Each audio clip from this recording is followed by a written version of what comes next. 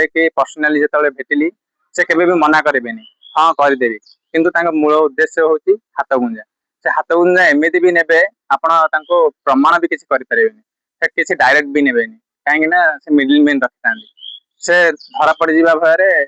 ହାତ ଗୁଞ୍ଜା ସବୁବେଳେ middle man ହାତରେ ନିଅନ୍ତି। ଶୁଣନ୍ତୁ ସେ ଜଣେ ମାନେ ଛୋଟ ଛୋଟ ଯୋଉ ପିଲାମାନେ ଯୋଉମାନେ ଯାଆନ୍ତି ନିଜର ପାଠ ପଢା ପାଇଁ ସାର୍ଟିଫିକେଟ ଆପ୍ଲାଏ କରିବା ପାଇଁ ହାୟର ଷ୍ଟଡିଜ ପାଇଁ ସେ ତାଙ୍କର କୌଣସି କାର୍ଯ୍ୟ କରନ୍ତି ନାହିଁ ପ୍ରତି କାର୍ଯ୍ୟରେ ହେଳା କରନ୍ତି କୌଣସି ଲୋକ ବି ଯାଆନ୍ତି ତାଙ୍କୁ ମିସବିହେଭ କରନ୍ତି। ଆଉ କିଛି ଦିନ ତଳେ ମୁଁ 2 ଦିନ ତଳେ ନ୍ୟୁଜରେ ଦେଖିବାକୁ ପାଇଥିଲି ଯେ ଗୋଟେ ବାଇଟ ପଡିଥିଲା ନ୍ୟୁଜରେ ଦେଖିବାକୁ ପାଇଥିଲି ମିସବିହେଭ କରିବା ଲୋକଙ୍କୁ କୌଣସି କାର୍ଯ୍ୟ ନ କରିବା ଠିକ ଟାଇମରେ ଅଫିସ ବି ଆସନ୍ତି ତ ପ୍ରାୟ ମୋ ଘର ପାଖରେ ଅଫିସ ପ୍ରାୟ ଦେଖି ଅଫିସ ବି ବନ୍ଦ ରୁହେ ପ୍ରାୟ ଟାଇମ ଅଫିସ ଖୋଲା ରୁହେନି ଆସିଲା ପରେ ବି ସେ ଲୋକଙ୍କୁ ମିସବିହେଭ କରନ୍ତି ଯୋଉ ଲୋକ ତାଙ୍କୁ ଟିକେ ରାଗିକି ଯଦି 2 ପଦ କହିଲା ସେ ନିଜର କାଗଜ ପତ୍ର ଅଫିସରେ ଚିରି ସେ ତାଙ୍କ ନାଁରେ କେସ୍ କରନ୍ତି ତାଙ୍କର ଗୋଟେ ରୀତିନୀତି ଆଉ ଚିରାଚରିତ ପ୍ରଥା। ବର୍ତ୍ତମାନ ମୁଁ ଜାଣିବାରେ ଗୋଟେ ଆଇନଜୀବୀ ହିସାବରେ ସେ 3ଟି କେସ୍ କୋଦାଳ କୋର୍ଟରେ ତାଙ୍କେ ଫାଇଲ କରିଛନ୍ତି ସେ ଜଣ ଆପଣ ବହୁତ ଦୁଃଖର କଥା ଜଣେ ଭାରତୀୟ ସେନାର ଯବାନଙ୍କ ନାଁରେ ମଧ୍ୟ ସେ ଫାଇଲ କରିଛନ୍ତି ସେ ତାଙ୍କୁ କଷିକି ଧମକ ଦେଲେ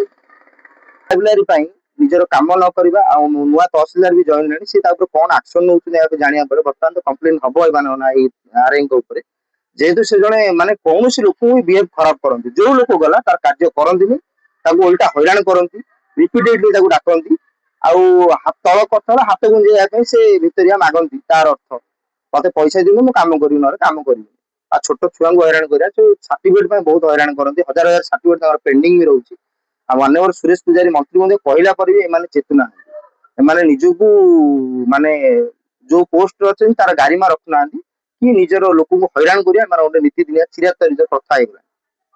ବର୍ତ୍ତମାନ ସରକାର ନିହାତି ଅପିଲ ରହିବ ଯେ ଏମାନଙ୍କ ଏଇ ଲୋକଙ୍କୁ ଏଇ ପୋଷ୍ଟରୁ ହଟାଯାଇ ଅନ୍ୟତ୍ର ବଦଳି କରାଯାଉ ଅରେନ୍ସ ଲୋକଙ୍କର କାମ କରିବା ପାଇଁ ସ୍ୱତନ୍ତ୍ର ଭାବେ ତାଗିଦ କର। ଆପଣ ତ ଦେଖିପାରୁଥିବେ ଭିଡିଓର କୋଉ ପ୍ରକାର ବ୍ୟବହାର କରୁଛନ୍ତି। ତାପରେ ମୁଁ ପ୍ରଥମ କଥା କହିବି ମୋ ସାନ ଭାଇ ଯିଏ ସାନ ଭାଇଙ୍କୁ ଏସସିବିସି ଜାତିଗତ ସାର୍ଟିଫିକେଟ ମିଳିଛି ତାଙ୍କୁ ଯେଉଁ ପଟା ଦେଇକି ସେ ଆପ୍ରୁଭ ହେଇଛି ସେଇ ପଟା ଲଗେଇକି ମୁଁ ନିଜେ ଆପ୍ଲାଏ କରିଥିଲି 2 ଥର ଆପ୍ଲାଏ କଲି ପୁଣି 3 ଥର ଆପ୍ଲାଏ କଲି ଯେତେବେଳେ ବି ଆପ୍ଲାଏ କଲି ସବୁଥର ଆରଆଇସାର ରିଜେକ୍ଟ ମାରିଲେ ତାଙ୍କୁ ମୁଁ ଯାଇକି ପର୍ସନାଲି ଯେତେବେଳେ ଭେଟିଲି ସେ କେବେ ବି ମନା କରିବେନି ହଁ କରିଦେବି କିନ୍ତୁ ତାଙ୍କ ମୂଳ ଉଦ୍ଦେଶ୍ୟ ହଉଛି ହାତ ଗୁଞ୍ଜା। ସେ ହାତ ଗୁଞ୍ଜା ଏମିତି ବି ନେବେ ଆପଣ ତାଙ୍କୁ ପ୍ରମାଣ ବି କିଛି କରିପାରିବେନି ସେ କିଛି ଡାଇରେକ୍ଟ ବି ନେବେନି କାହିଁକି ନା ସେ ମିଡିଲ ମ୍ୟାନ ରଖିଥାନ୍ତି ସେ ଧରା ପଡିଯିବା ଭୟରେ ହାତ ଗୁଞ୍ଜା ସବୁବେଳେ ମିଡିଲ ମ୍ୟାନ ହାତରେ ନିଅନ୍ତି। ମୁଁ ଏଠି ପ୍ରଶ୍ନ ପଚାରିବା ପାଇଁ ଚାହୁଁଛି ଯଦି ମୋର ସାନ ଭାଇକୁ ସେଇ ଜାତିର ସାର୍ଟିଫିକେଟ ମିଳିପାରୁଛି ମତେ କିଭଳି ମିଳିପାରିବନି ସେଇ ଉପରେ ମୋର ସରକାରଙ୍କୁ ଜିଲ୍ଲା ପ୍ରଶାସନକୁ ଏତିକି ନିବେଦନ କରିବି ଆମର ରାଜସ୍ୱ ମନ୍ତ୍ରୀ ଯେ ମାନ୍ୟବର ଅଛନ୍ତି ସେ ଆଉ ଆମର ଗଞ୍ଜାମ ଜିଲ୍ଲାପାଳ ଏବଂ କୋଦଳା ତହସିଲଦାର ସେମାନଙ୍କୁ କହିବି ସେମାନଙ୍କ ଉପରେ ମାନେ ଆମର ଆରଆଇଙ୍କ ଉପରେ ବିହିତ କାର୍ଯ୍ୟାନୁଷ୍ଠାନ ଗ୍ରହଣ କରିବା ପାଇଁ କାହିଁକି ନା ମୁଁ କେବଳ ଜଣେ ନୁହେଁ ଏମିତି ଆମ ଏରିଆରେ ବହୁତ ଛାତ୍ରଛାତ୍ରୀ ହଇରାଣ କରୁଛନ୍ତି ଯାହା ଦ୍ୱାରା ପିଲାମାନେ ପାଠ ପଢାରୁ ବଞ୍ଚିତ ହେଇପାରୁଛନ୍ତି।